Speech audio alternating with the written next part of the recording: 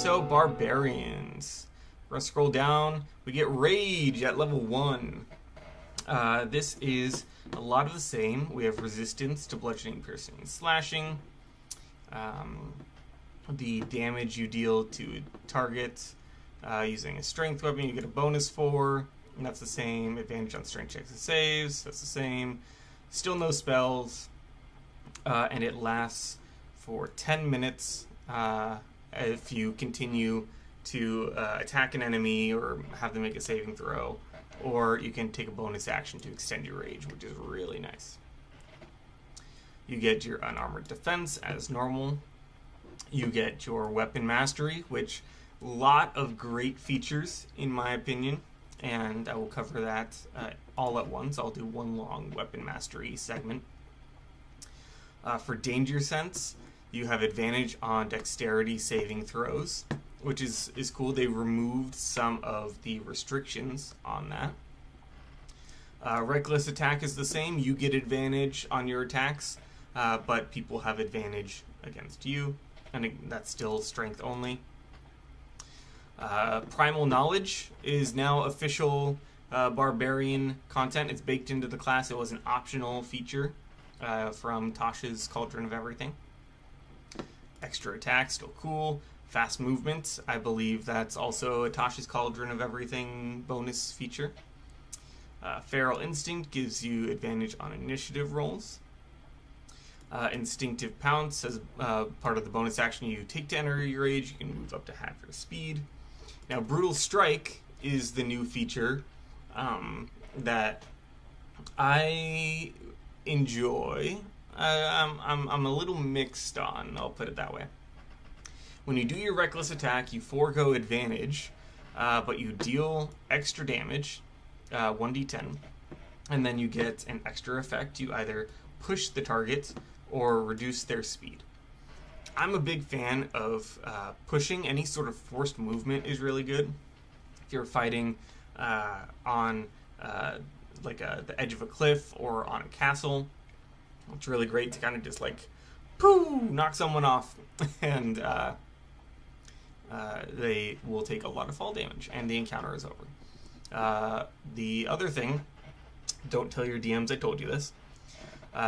When you're pushing someone 15 straight away from you, 15 straight away from you. Okay, never mind. Because of that word straight, right? If it was just the target is pushed 15 feet away from you, then I would say that up is a direction of your choice. Sometimes it'll say that in a direction of your choice. It doesn't say in a direction of your choice, it says straight away from you. So you can still knock someone off a cliff. You can't knock them up. I feel like that would be cool, but yeah. Relentless Rage, if you drop to 0 hit points, you can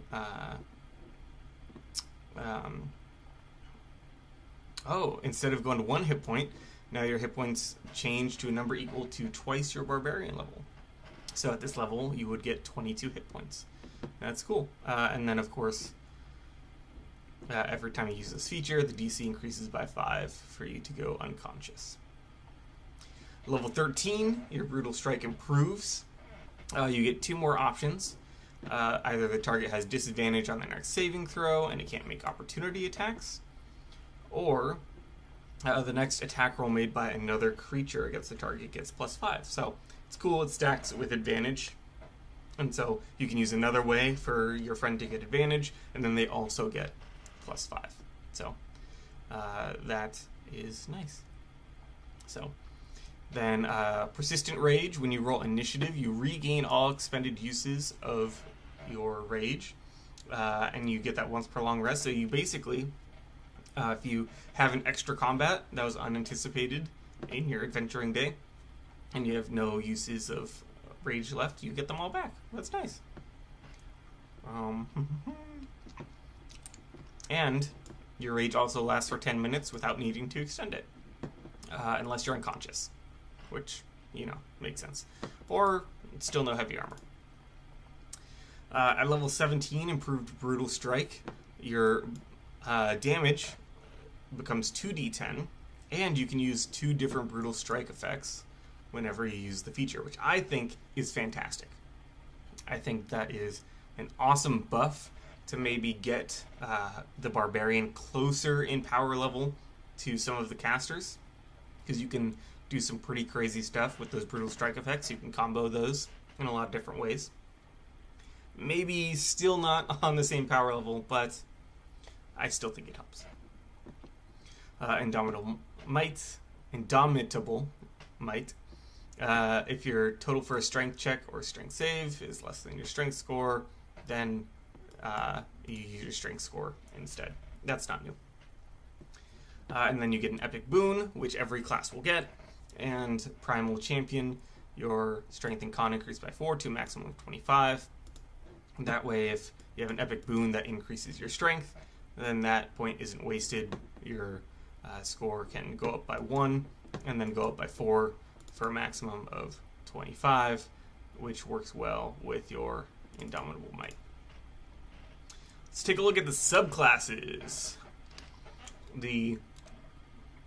Moving my cough drop around. The Path of the Berserker I really like. Previously, when you used Frenzy, you would get an extra attack that you could make as your bonus action.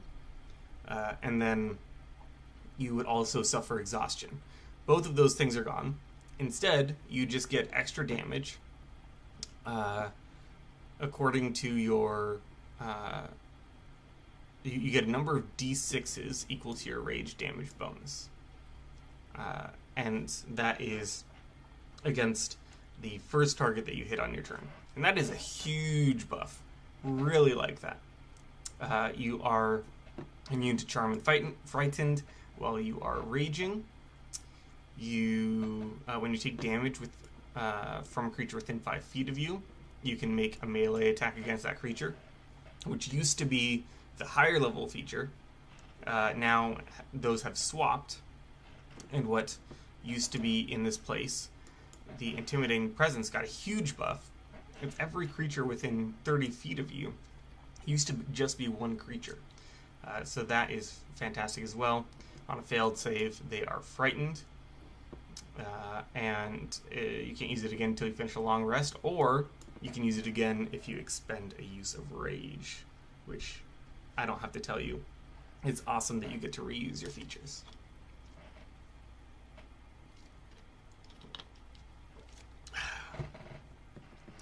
Moving on to the Path of the Wild Heart. This is formerly known as the Path of the Totem Warrior, but I think they renamed it for Baldur's Gate, and then they changed it for this book as well. You get 2 spells. That is the same. The Rage of the Wilds. Now you pick a totem animal, and they changed up all the totem animals so that it's clear that you don't have to pick the same one. Bear Totem, or Bear Primal Power. I don't know. If you choose Bear, you're resistant to everything except for Force, Necrotic, Psychic, and Radiant. Kind of broadens that a little bit, which I think is fair. It is a nerf, but it is fair. When you rage, you can take dash and disengage actions as a bonus action. And for the wolf, your allies have advantage if you are close to an enemy. Level 6, you can get Dark Vision or extend your Dark Vision if you already have it, or you get a climb speed, or you get a swim speed. All very nice. The level 10 feature, you can cast Commune with Nature. I believe that is the same, except they took out some of the text about choosing an animal to guide you. And then level 14, you can gain a fly speed when your rage is active, or you can impose disadvantage on targets other than you or someone using this same ability, so you can't really choose that. And then your other option is to cause a large or smaller creature to fall prone when you hit it, which is nice because then you get advantage on subsequent attacks. You can then forego... Oh, no, you can't forego that advantage. It has to be with your reckless attack. So that's a little strange, but advantage is advantage, and that's nice. All right. That brings us to the Path of the World tree, which is a new subclass for this book. And I'm very excited about this. If I were to play a Barbarian, this is probably the Barbarian that I would play. When you rage, you gain temporary hit points. And at the start of each of your turns, when your rage is active, you can give temporary hit points to your friends. At level 6, when a creature starts its turn within 30 feet of you, it has to make a strength saving throw or be teleported to within 5 feet of you. And then after the target teleports, you can reduce its speed to 0 until the end of the current turn. The cool thing about this is that it can be used offensively or defensively. Let's say an enemy starts its turn within 30 feet of you, is going to attack the squishy wizard. You can say, nope, reaction, you're coming to me, make a strength save, and sorry, the only target that you have around is me. The opposite side of that is, hey, it's now the wizard's turn, and the wizard really needs to get out of melee range without provoking opportunity attacks. Hey, wizard, choose to fail your strength save.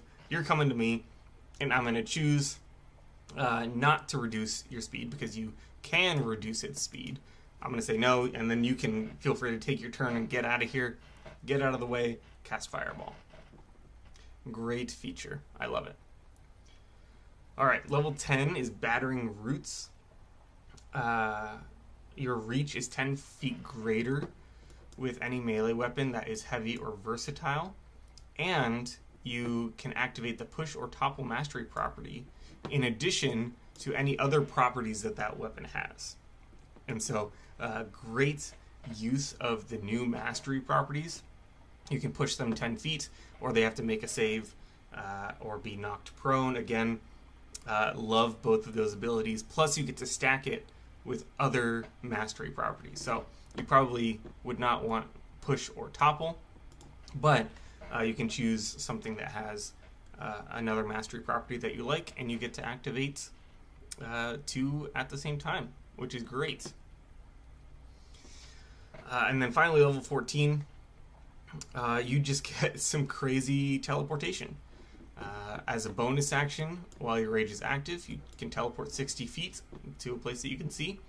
And once per rage, you can teleport 150 feet. So, hey, knock some bandits into the ravine, and then bring up to 6 willing creatures with you and teleport across the ravine and get away.